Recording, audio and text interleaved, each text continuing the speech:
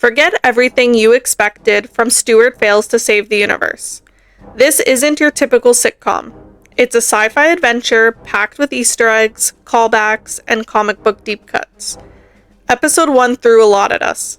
Here's what landed, what didn't, and one detail most people missed. Let's jump right into it and talk about what landed for us. And it's definitely the overall vibe. It's very different from a traditional sitcom. The stakes are higher this time. And it was just a nice, refreshing take on those characters. Yeah, it definitely still had its funny moments. It was joke after joke after joke. But you could tell that, people can actually die. They had a goal in mind that they were trying to reach. And everything in the world felt very immersive, down to what they're wearing. And we saw at the end, when they enter a new universe, that that's going to be kind of a common thread. So it's not going to be Stuart in his, regular outfit. It's going to be every episode suiting the world that he's in. And I just think it's those little touches that really made it look different. Yeah. And it starts even from the intro, right? Like, The Big Bang Theory had a very peppy, high energy intro. This one's a little bit different, but it also has that quick pacing to it. It has that tailored approach every episode. We're going to see it change, kind of like The Simpsons chalkboard gay. So I think it was a really cool first episode. Yeah, even the title being spoiler something. So in this case, spoiler, Gary dies. Normally you want to avoid spoilers everywhere you look and you want to watch with fresh eyes. But this one was kind of cool because it worked as a joke in and of itself and you were kind of waiting for the payoff of it. Obviously it was a character that Stuart was very annoyed by, the presence of Gary. So you were kind of just waiting for it to happen. And so it served as its own in-universe joke. And it just felt like a very smart way to do another bit within it. Yeah.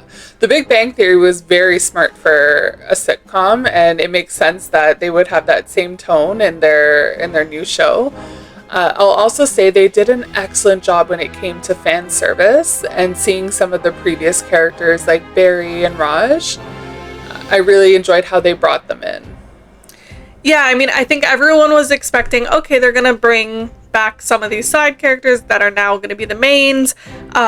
But everyone's eager to see the mains from The Big Bang Theory, right? And I'm going to assume Raj is just the first of many. I'm hopeful that we're going to see Sheldon and Leonard and Penny. I would love to see Penny.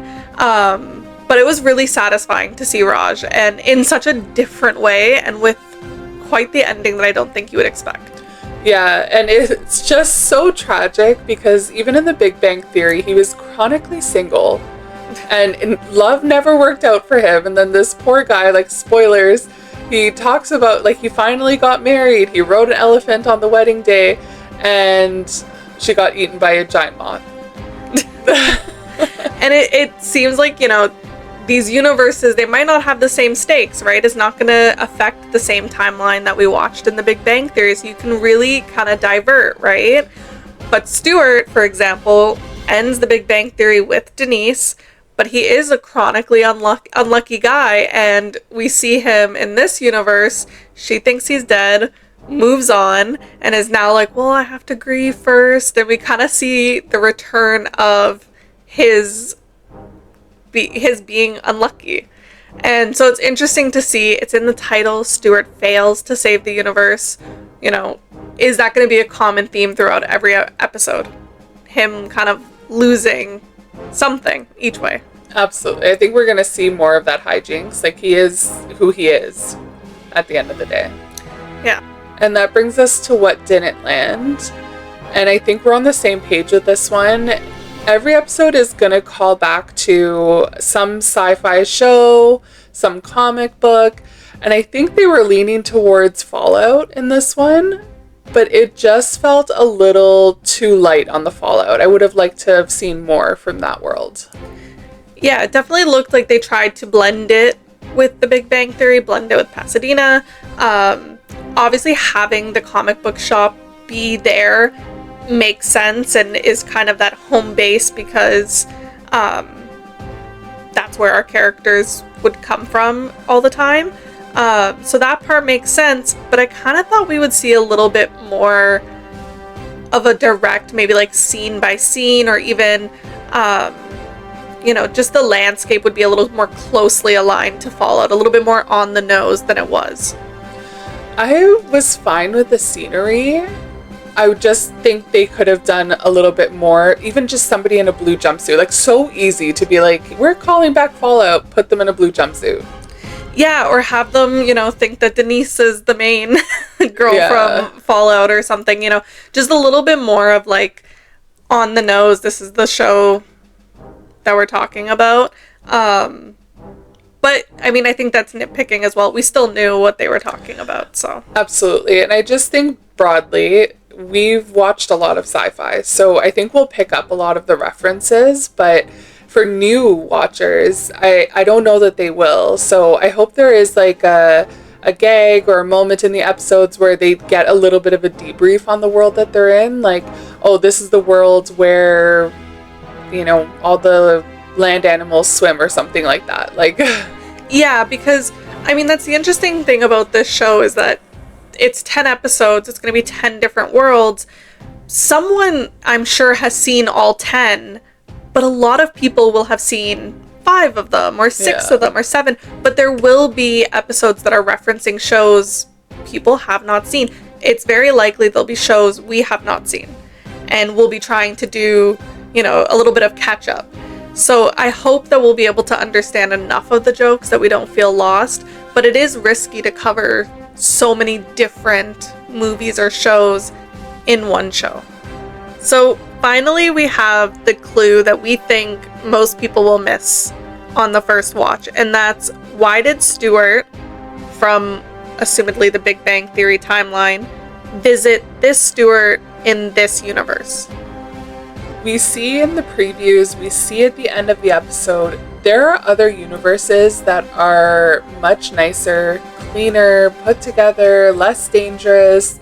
So it's very interesting that he would choose to go back to the Fallout version. And also that he says to Stuart of this universe, don't you remember where it all went wrong? Well, if universes in a multiverse typically wouldn't remember that where it went wrong, is this actually the real universe that went wrong? Yeah, and is this the one that picked up after Big Bang Theory? Like, this is the original timeline that they messed up and they need to fix, but this is the one, and that's why they had to take this Stuart from it, and this Bert and Denise and Barry, and is it all, by the end of the season, are they going to end up back in this world? Yeah, because we haven't seen enough of the other worlds to know, but I don't think we saw in any of the previews that the other ones would have those like wormholes that he had in the comic book shop. So it just, again, it's all pointing to that this is the original one. Yeah, and there's so much to see going forward. They were honestly really tight-lipped with the, previews for this show and really only focusing on the first episode, even trying to find episode descriptions of what's going to happen. There's not a lot out there. It really is to leave you surprised and kind of unsure what's happening. But you just have to think that he went to this Stuart for a reason. Yeah. And he's obviously the catalyst. Yeah. In some way. Like, he's a very unlucky person, very clumsy. Some way, somehow, he's the catalyst. And asking him, do you remember where it went wrong? Do you remember what you did? Yeah. So it'll be interesting to see how this all turns out, but I don't think that it's by chance that this was the first universe that we saw. I think there's a reason. If you liked this breakdown, you know what to do. Subscribe to Sister Couch Critics.